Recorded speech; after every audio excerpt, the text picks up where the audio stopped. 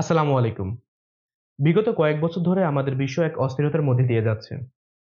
গাজার যুদ্ধ, গাজার যুদ্ধ থামতে না থামতে আমাদের জুলাইয়ের আন্দোলন, সেই কিছু বছর ধরে শুরু হওয়া রাশিয়া-ইউক্রেনের যুদ্ধ এবং তারপরে একের পর এক আমাদের দেশ জুড়ে বিভিন্ন ধরনের ভয়ংকর হত্যাকাণ্ড, তাছাড়াও রয়েছে বিভিন্ন ধরনের নেগেটিভ নিউজ। সেই সাথে আজ যুক্ত হলো আবার এক ধরনের অপপ্রচারণা। আবার এপিস্টেন ফাইল সহ আরো বিভিন্ন ধরনের ট্রমাটিক সিচুয়েশন আমাদের মস্তিষ্ককে এক ধরনের ট্রমাটাইজড করে দিচ্ছে। বিভিন্ন ধরনের মানসিক সমস্যা তৈরি হচ্ছে কিন্তু আমরা অনেক সময় বুঝতেই পারছি না এই সমস্যাগুলোর উৎস কি।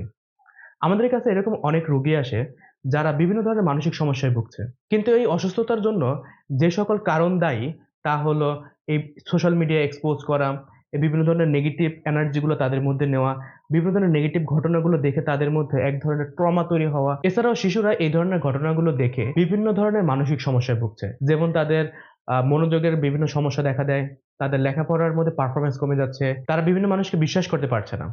আজ আমি এই ভিডিওতে কথা বলব এই যুগে এসে কিভাবে আমরা এই ট্রমা থেকে আসলে নিজেদেরকে সেফ রাখতে পারি। এটা আসলে শুধুমাত্র বাচ্চাদের জন্য না।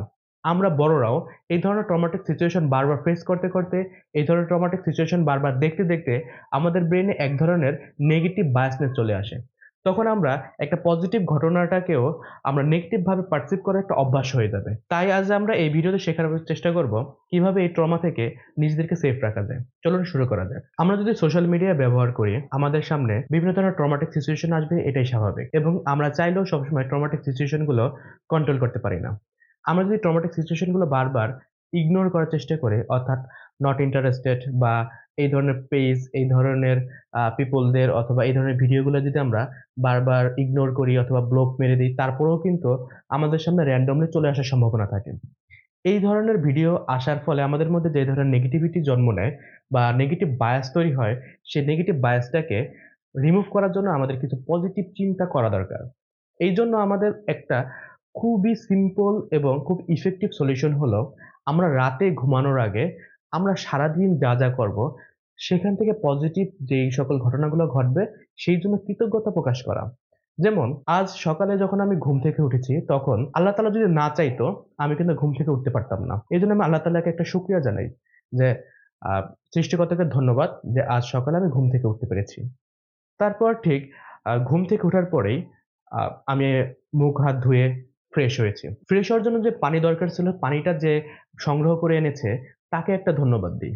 যে এই পানিটা যে সংগ্রহ করে এনেছে, তাকে একটা ধন্যবাদ। তারপরে আমরা খাবার খেতে যদি যাই, খাবারটা যে তৈরি করেছে তাকে একটা ধন্যবাদ দেই।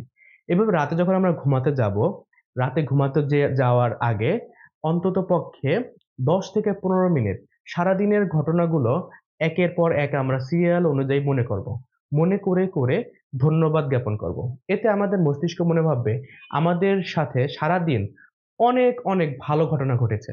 কারণ সাধারণত আমরা ধন্যবাদ দেই কখন?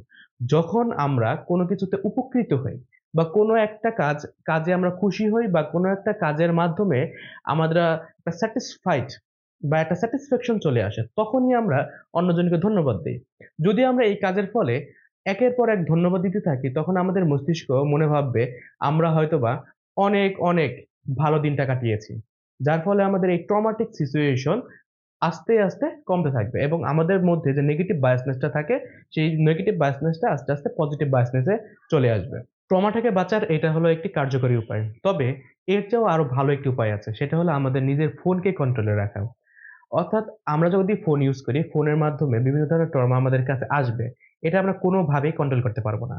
তবে ফোনটাকে যদি আমরা কন্ট্রোল করতে পারি, অর্থাৎ যেই জিনিসটা আমাদের ট্রমা দিচ্ছে বা যেই জিনিসটা আমাদের ট্রমার সোর্সটাকে যদি আমরা এলিমিনেট করতে পারি আমাদের লাইফ থেকে, সেটা কিন্তু খুবই কার্যকর। তবে ফোন কিন্তু আমাদের লাইফে এমনভাবে জড়িয়ে গেছে, যেটা চাইলেও আমরা এলিমিনেট করে ফেলতে পারি না।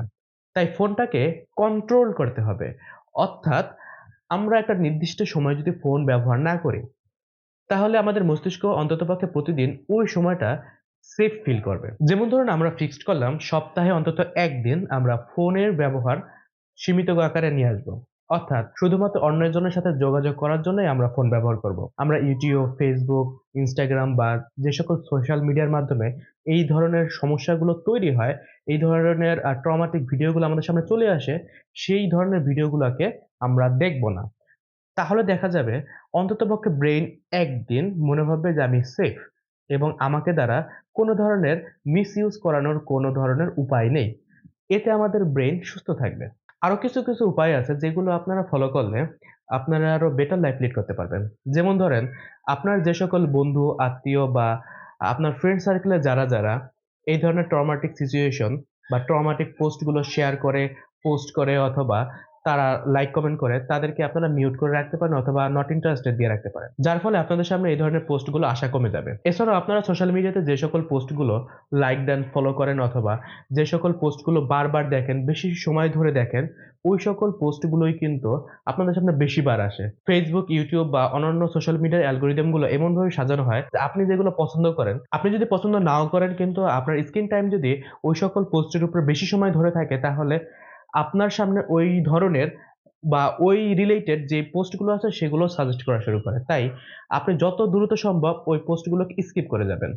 তাহলে একটা সময় দেখা যাবে যে আপনার ফিডে এই ধরনের সিচুয়েশন গুলো বা এই ধরনের পোস্টগুলো আসা কমিয়ে দেবে। যার ফলে আপনার মধ্যে এই ট্রমাটিক ইভেন্ট এক্সপোজ করার অভ্যাসই কমে যাবে। এটা আপনার মেন্টাল হেলথ এর জন্য অত্যন্ত গুরুত্বপূর্ণ। আজ এ পর্যন্তই।